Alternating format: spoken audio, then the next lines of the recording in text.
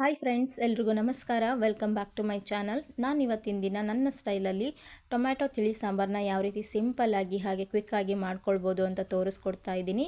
ಖಂಡಿತವಾಗ್ಲೂ ನಿಮಗೆಲ್ಲ ಇಷ್ಟ ಆಗುತ್ತೆ, ಅಷ್ಟೊಂದು ರುಚಿಯಾಗಿರುತ್ತೆ.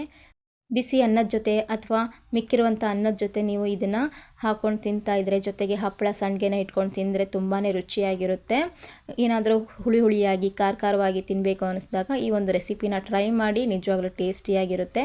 ಬನ್ನಿ ಹಾಗಾದರೆ ಈ ಒಂದು ರೆಸಿಪಿನ ಹೇಗೆ ಮಾಡೋದು ಅಂತ ನೋಡೋಣ. ಅದಕ್ಕಿಂತ ಮುಂಚೆ ಇನ್ನು ನನ್ನ ಚಾನಲ್ನ ಸಬ್ಸ್ಕ್ರೈಬ್ ಮಾಡ್ಕೊಂಡಿಲ್ಲ, ಪ್ಲೀಸ್ ಬೇಗ ಹೋಗಿ ಸಬ್ಸ್ಕ್ರೈಬ್ ಮಾಡ್ಕೊಳ್ಳಿ. ಹಾಗೆ ಪಕ್ಕದಲ್ಲಿರುವಂಥ ಬೆಲ್ ಐಕಾನ್ನ ಕ್ಲಿಕ್ ಮಾಡಿ. ಬನ್ನಿ ಹಾಗಾದರೆ ವಿಡಿಯೋನ ಸ್ಕಿಪ್ ಮಾಡದೆ ಕೊನೆ ತನಕ ನೋಡಿ. ಓಕೆ ಫ್ರೆಂಡ್ಸ್, ಸ್ಟವ್ ಮೇಲೆ ಒಂದು ಪಾತ್ರೆನ ಇಟ್ಕೊಂಡಿದ್ದೀನಿ. ಪಾತ್ರೆಗೆ ಒಂದೆರಡು ಟೊಮ್ಯಾಟೊ ಹಾಗೆ ಒಂದು ಅರ್ಧ ಈರುಳ್ಳಿ ಮತ್ತು ಒಂದು ಬೆಳ್ಳುಳ್ಳಿ ಗಡ್ಡೆನ ಹಾಕ್ಕೊಳ್ತಾ ಇದ್ದೀನಿ.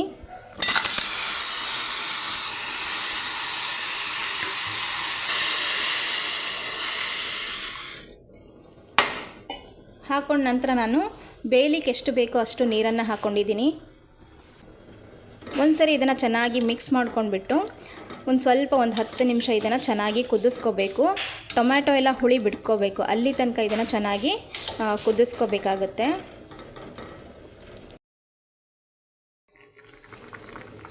ಓಕೆ ಫ್ರೆಂಡ್ಸ್, ನೋಡ್ತಾ ಇರ್ಬೋದು ಟೊಮ್ಯಾಟೊ, ಈರುಳ್ಳಿ ಹಾಗೆ ಬೆಳ್ಳುಳ್ಳಿ ಎಲ್ಲ ಚೆನ್ನಾಗಿ ಪರ್ಫೆಕ್ಟಾಗಿ ಬೆಂದಿದೆ. ಈ ರೀತಿ ಸಾಫ್ಟಾಗಿ ಬೇಯಬೇಕು.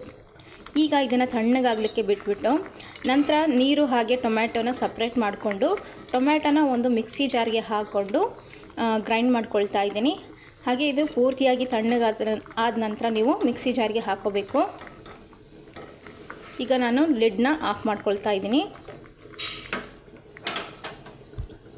ಇದನ್ನು ಪೂರ್ತಿಯಾಗಿ ತಣ್ಣಗಾಗಲಿಕ್ಕೆ ಬಿಡ್ತಾ ಇದ್ದೀನಿ. ನಂತರ ನಾನು ಮಿಕ್ಸಿ ಜಾರಿಗೆ ಹಾಕ್ಕೊಂಡ್ಬಿಟ್ಟು ಗ್ರೈಂಡ್ ಮಾಡ್ಕೊಳ್ತಾ ಇದ್ದೀನಿ. ಓಕೆ ಫ್ರೆಂಡ್ಸ್, ಈಗ ನಾನು ಸ್ಟವ್ನ ಆನ್ ಮಾಡ್ಕೊಂಡ್ಬಿಟ್ಟು ಒಂದು ಪಾತ್ರೆನ ಇಟ್ಕೊಂಡಿದ್ದೀನಿ. ಪಾತ್ರೆ ಕಾದ ನಂತರ 1-2 ಟೀ ಸ್ಪೂನಷ್ಟು ಆಯಿಲನ್ನು ಹಾಕ್ಕೊಳ್ತಾ ಇದ್ದೀನಿ. ಆಯಿಲು ಕಾದ ನಂತರ 1/4 ಟೀ ಸ್ಪೂನಷ್ಟು ಸಾಸಿವೆನ ಹಾಕ್ಕೊಳ್ತಾ ಇದ್ದೀನಿ. ಹಾಗೆ ಒಂದು ಅರ್ಧ ಟೀ ಸ್ಪೂನಷ್ಟು ಜೀರಿಗೆನ ಹಾಕ್ಕೊಳ್ತಾ ಇದ್ದೀನಿ.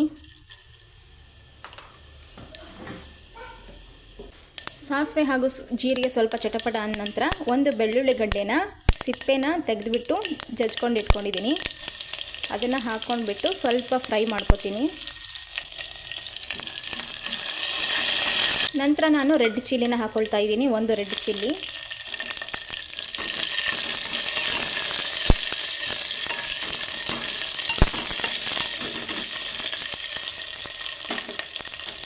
ಹಾಕೊಂಡ ನಂತರ ಚೆನ್ನಾಗಿ ಫ್ರೈ ಮಾಡ್ಕೊಂಡ್ಬಿಟ್ಟು ನಂತರ ನಾನು ರುಬ್ಬಿಟ್ಕೊಂಡಿರುವಂಥ ಟೊಮ್ಯಾಟೊ, ಈರುಳ್ಳಿ ಹಾಗೆ ಬೆಳ್ಳುಳ್ಳಿನ ಗ್ರೈಂಡ್ ಮಾಡಿಟ್ಕೊಂಡಿದ್ವಲ್ಲ ಅದನ್ನು ಸೇರಿಸ್ಕೊತಾ ಇದ್ದೀನಿ.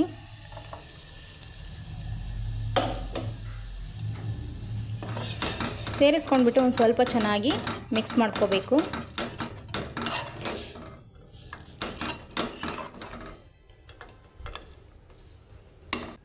ಮಿಕ್ಸ್ ಮಾಡ್ಕೊಂಡು ನಂತರ ನಾನು ಟೊಮ್ಯಾಟೊ, ಈರುಳ್ಳಿ ಹಾಗೆ ಬೆಳ್ಳುಳ್ಳಿನ ಏನು ಬೇಯಿಸ್ಕೊಂಡಿದ್ವಲ್ಲ, ನೀರನ್ನು ಸಪ್ರೇಟ್ ಮಾಡಿದ್ವಲ್ಲ, ಆ ನೀರನ್ನು ಸೇರಿಸ್ಕೊತಾ ಇದ್ದೀನಿ.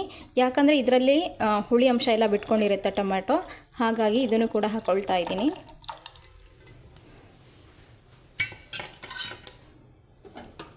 ಹಾಕ್ಕೊಂಡ್ಬಿಟ್ಟು ಒಂದ್ಸರಿ ಚೆನ್ನಾಗಿ ಮಿಕ್ಸ್ ಮಾಡ್ಕೊಳ್ಳಿ. ಹಾಗೆ ನಿಮಗೆ ಸಾಂಬಾರು ಕನ್ಸಿಸ್ಟೆನ್ಸಿ ಗೊತ್ತಾಗುತ್ತಲ್ವ, ತಿಳಿ ಸಾಂಬಾರು ಹೇಗಿರುತ್ತೆ ಆ ಕನ್ಸಿಸ್ಟೆನ್ಸಿಗೆ ನೀರನ್ನು ಹಾಕ್ಕೊಂಡ್ಬಿಟ್ಟು ಮಿಕ್ಸ್ ಮಾಡ್ಕೋಬೇಕು. ಈಗ ಮಿಕ್ಸಿ ಜಾರ್ಗೆ ಸ್ವಲ್ಪ ನೀರನ್ನು ಹಾಕ್ಕೊಂಡ್ಬಿಟ್ಟು ಸೇರಿಸ್ಕೊತಾ ಇದ್ದೀನಿ.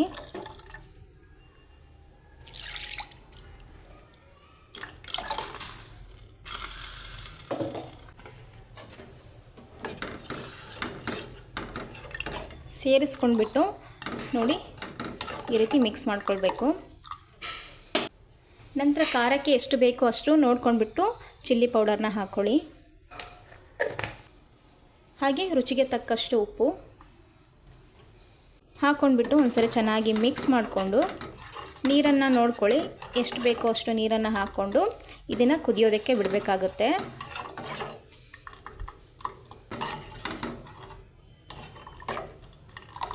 ನೋಡಿ ಈ ಕನ್ಸಿಸ್ಟೆನ್ಸಿಗೆ ನಾನು ಸಾಂಬಾರನ್ನ ಪ್ರಿಪೇರ್ ಮಾಡ್ಕೊಂಡಿದ್ದೀನಿ. ಈಗ ಇದನ್ನು ಚೆನ್ನಾಗಿ ಕುದಿಸ್ಕೋಬೇಕು. ಒಂದು ಪ್ಲೇಟನ್ನು ಮುಚ್ಚಿಬಿಟ್ಟು ಮೇಲ್ಗಡೆ ಚೆನ್ನಾಗಿ ಕುದಿಸ್ಕೋಬೇಕು.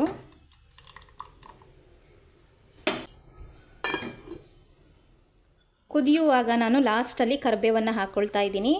ಹಾಕ್ಕೊಂಡ್ಬಿಟ್ಟು ಒಂದು ಸ್ವಲ್ಪ ಮಿಕ್ಸ್ ಮಾಡ್ಕೊಂಡ್ಬಿಟ್ಟು ಲಿಡ್ನ ಆಫ್ ಮಾಡಿಕೊಂಡ್ರೆ ಈ ಒಂದು ತಿಳಿ ಸಾಂಬಾರು ರೆಡಿಯಾಗಿರುತ್ತೆ.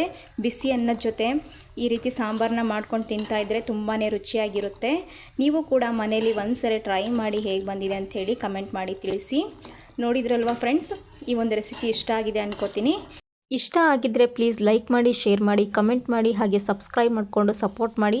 ಸಿಗ್ತೀನಿ ನೆಕ್ಸ್ಟ್ ವಿಡಿಯೋದಲ್ಲಿ. ಅಲ್ಲಿವರೆಗೂ ಎಲ್ಲರಿಗೂ ಬಾಯ್.